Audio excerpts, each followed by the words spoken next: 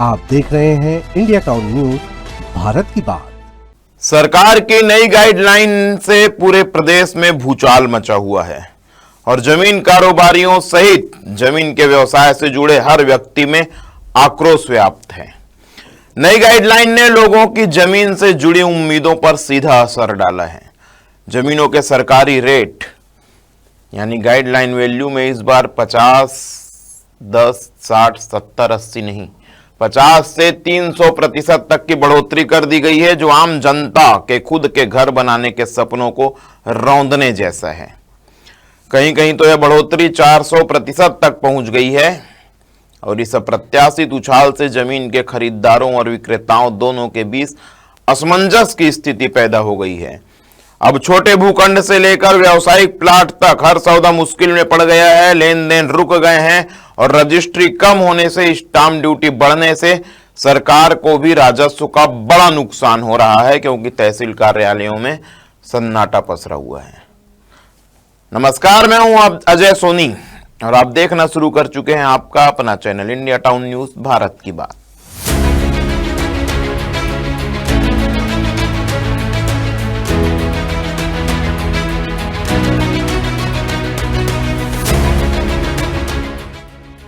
लंबे समय के बाद प्रदेश की जमीन की कीमतें सरकारी रिकॉर्ड में बड़ा उछाल दर्ज कर रही हैं।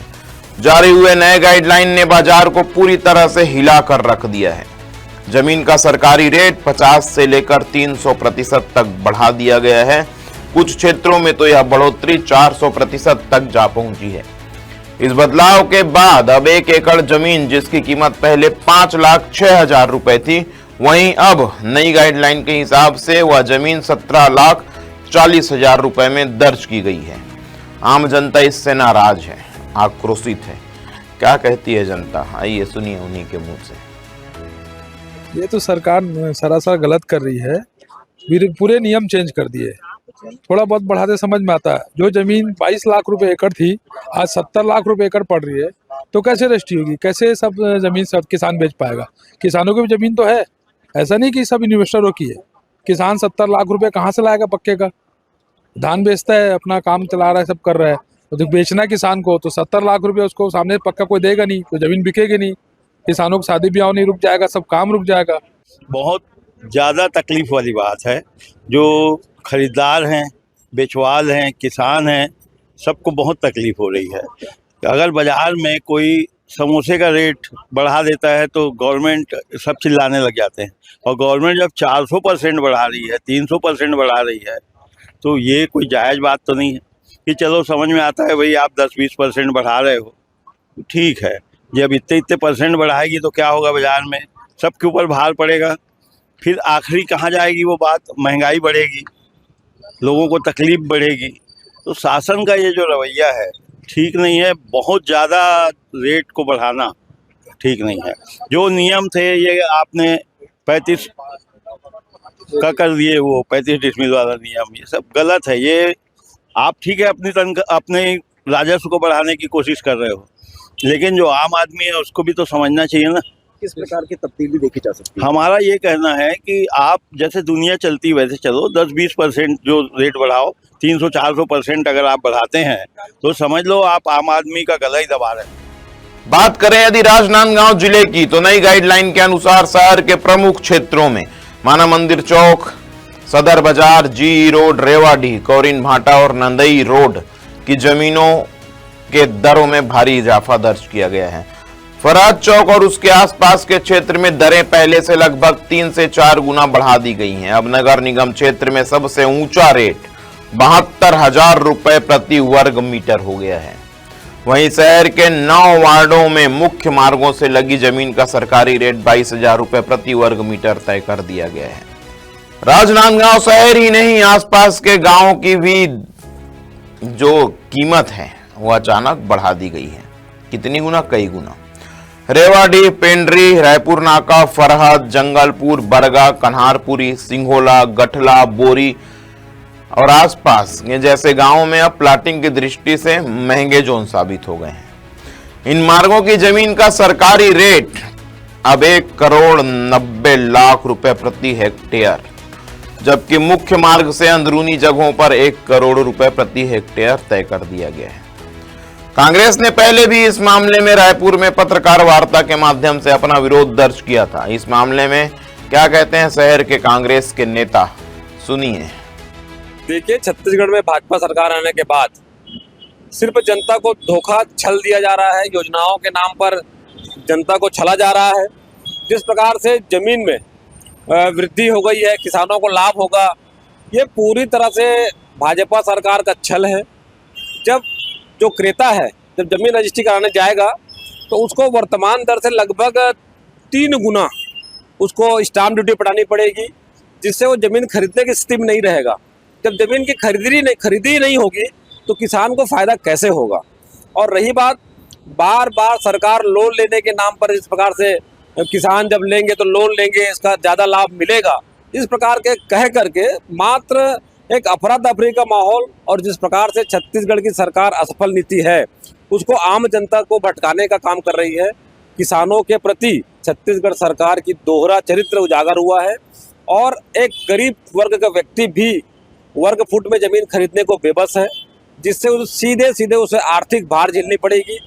और कोई भी व्यक्ति जमीन खरीदने से पहले 10 बार सोचेगा, और खरीदने की स्थिति में नहीं है तो खरीदार को जहाँ नुकसान होगा वहाँ बेचने वाले को फायदा होगा ही नहीं, खरीदी बिक्री पूरी तरह से ठप हो जाएगी। आम जनता पहले ही महंगाई से त्रस्त थी, अब उसे इसका सीधा असर, जो भी सरकारी रेट का जो बढ़ने का सीधा असर सीधा स्टाम्प ड्यूटी और रजिस्ट्री पे पड़ेगा। राज्य सरकार ने पहले से ही 2000 स्क्वायर फीट करीबन के प्लॉट की रजिस्ट्री में अभी रोक लगाई हुई है। हमारे पूर्ववर्ती कांग्रेस सरकार ने 5 डेसिमल तक की लोगों को छूट दी थी, आप खरीद बेच सकते हैं खरीदी बिक्री पर। लेकिन लगता है कि राज्य सरकार के एक के बाद एक जो आदेश आ रहे हैं वो लोगों के जनता के हित में नहीं है। जो कलेक्टर रेट का बढ़ना, सीधी बात, रजिस्ट्री और स्टाम्प पे महंगाई की मार पड़नी है, आम लोगों की, जनता की जेब ढीली होनी है। अब इस सरकारी निर्णय ने वास्तविक खरीदारों के लिए मुश्किलें खड़ी कर दी हैं। वहीं जमीन का कारोबार करने वाले भी नाराज हैं। कई सौदे जो पहले से तय हो चुके थे, अब नए रेट लागू होने के बाद वो विवाद में पड़ गए हैं। वहीं रजिस्ट्री कार्यालय में अब भी सन्नाटा पसरा हुआ है और राजस्व का बड़ा नुकसान हो रहा है। इस मामले में क्या कहती हैं राजनांदगांव की रजिस्ट्रार, सुनिए। अभी गाइडलाइन नए साल में बढ़ोतरी की गई अभी, उसमें चूंकि 8 साल से किसी प्रकार की गाइडलाइन में वृद्धि नहीं हुई थी।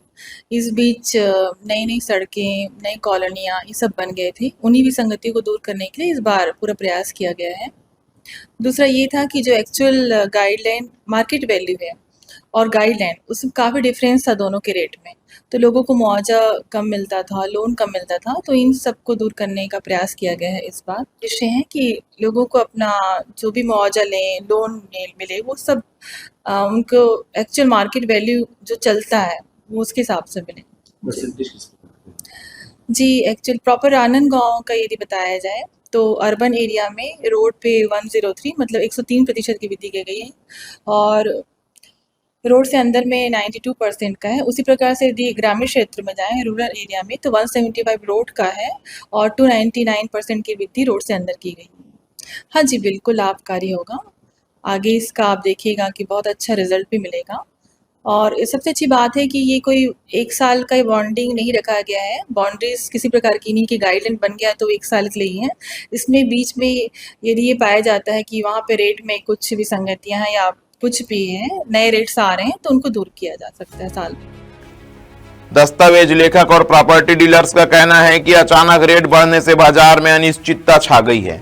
कई सौदे रुक गए हैं। बैंक वैल्यूएशन और स्टाम्प ड्यूटी दोनों पर असर दिख रहा है। दस्तावेज एक और अलग नाराज हैं। क्यों नाराज हैं, सुनिए। हम जो दस्तावेज लेखक हैं, सरकार को राजस्व देने में हमारा अहम भूमिका रहता है। हमारे पास किसान रजिस्ट्री कराने के लिए आते हैं, पूछताछ करते हैं, सलाह मशवरा करते हैं। अभी हमारे पास पूछने के लिए आ रहा है किसान, तो बोलता है कि भैया मैंने तो आपके पास 1 हफ्ता पहले आया था, तो आप तो मेरे को बहुत कम रजिस्ट्री खर्चे बताए थे, आज बहुत ज़्यादा बता रहे हो। तो इससे बहुत ही ज़्यादा लोगों को परेशानी हो रही है और आम जनता के लिए बहुत बड़ी ये बोझ है। और सरकार ने जो, मेरे को एक चीज़ ये नहीं आता है, समझ आ रहा है कि ये जो गाइडलाइन है इसको नए वित्तीय वर्ष से बढ़ाना चाहिए, वित्तीय वर्ष में नहीं बढ़ाए, अचानक से बीच में बढ़ा दिए। इसको कम से कम 4 महीने रुक के 1 अप्रैल से जो नया हमारा वित्तीय वर्ष चालू होता है उसमें बढ़ाना था। मैं तो ये चाहूंगा कि सरकार को बिल्कुल इसमें पुनः विचार करना चाहिए ताकि हर तबके के लोग को इससे फायदा हो सके। नई गाइडलाइन ने सचमुच जमीन के बाजार का गणित बदल दिया है। खरीदारों पर बोझ बढ़ा है, विक्रेताओं पर में असमंजस की स्थिति है और सरकारी खजाने को राजस्व बढ़ने की उम्मीद तो है, लेकिन राजस्व बढ़ नहीं रहा। क्यों? क्योंकि रजिस्ट्री नहीं हो रही है।